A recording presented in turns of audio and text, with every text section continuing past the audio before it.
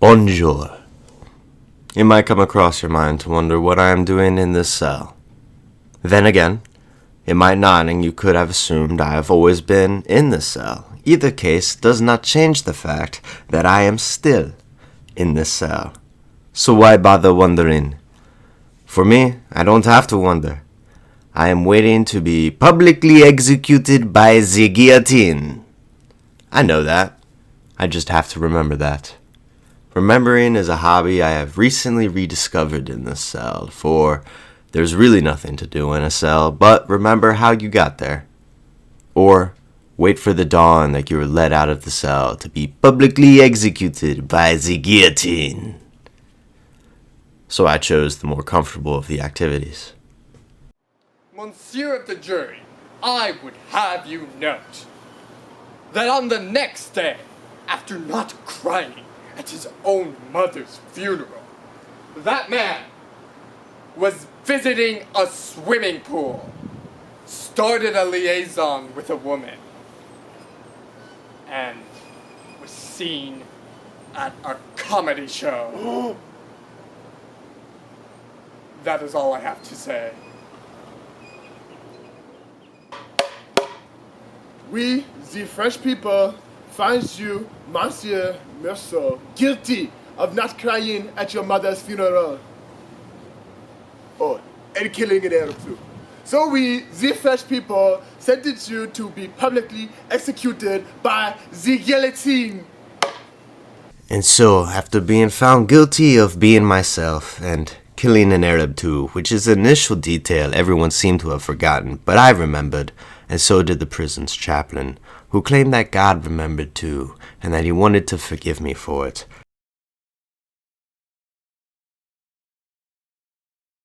Which is a paradox I don't care to think much about because I don't believe in God, and that's what I told the chaplain 3 times. Yet he came to disrupt my final days of looking at the sky for a 4th and a final time. I'm not here because you're about to die. Well, you are about to die, just not yet. I'm here because I just really want to know. Are you sure that there is no God? Well, I'm not sure, but it's more of I don't want to trouble my head thinking about a question that has so little importance anyway.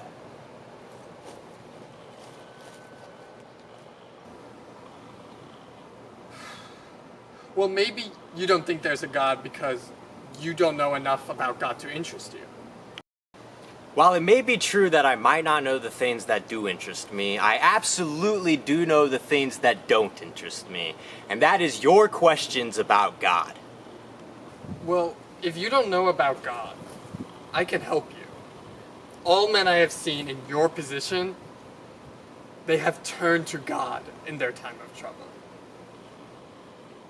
And they had the freedom to do so if they were interested, and in which case they did. And then they died. I'm not interested, and I will also die, just as they did. Have you no hope at all? Do you really believe that when you die outright, and nothing remains? Yeah? Well, you have to have seen God somewhere. Like, how about this brick wall? Like, you've been staring at it for a while. Haven't you ever seen the face of the divine in here? No. No, I refuse to believe this. You have to have wished that there was an afterlife. Well, of course I have. Everyone does at times. Aha! So, how do you picture the afterlife?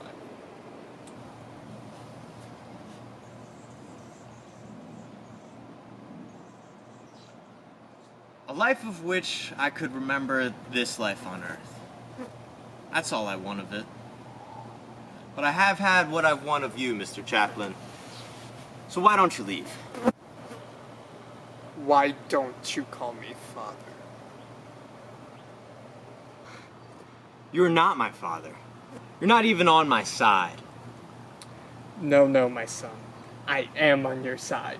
You just don't see it because your heart is hardened. But I shall pray for you, because I am a father. I can't see with my fucking heart, and the fact that it's hard or soft doesn't fucking matter. You're still not my father. You are an imbecile. So save your rotten prayers. It's better to burn than to disappear, because then at least I'll be Tanner. All your certainties and your faith aren't worth one strand of a woman's hair. I am certain that I am going to die, but I am even more certain that you live as a corpse already. Are you sure you're even alive? My hands might as well be empty.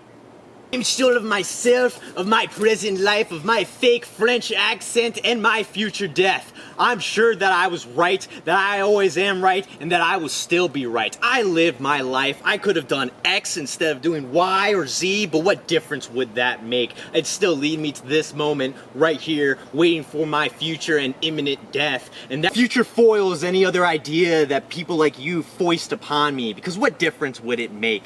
Alright, the death of others, living life without a mother's love, the existence of your God, or the way a man lives his life the way he thinks he chooses, even though death has chosen not only me, but millions upon millions of privileged people like you who decide to call themselves my brethren? Surely you must see that everyone alive is a privileged person, that there is only one true class of man, the privileged class, because we are all condemned to die one day. Your turn too will come like the others, so what difference does it make that I am charged with murder for killing an Arab, but really I'm being publicly executed by the guillotine because I did not weep at my mother's funeral? But even then, we all meet the same dead end. If I am guilty for not crying at my mother's funeral, then so is that little robot woman, so is Marie, so is Raymond and everyone else. They didn't cry either, they didn't even fucking go. But what difference does it make? We're all condemned to face the dark breeze that blows from our future deaths and dead ends.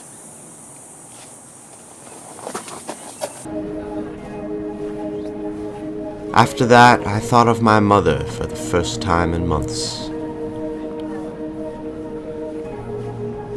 And then I gazed up at the stars, and for the first time in my life, I laid my heart open to the benign indifference of the universe. And I hoped for a huge crowd of spectators when I become publicly executed by the guillotine.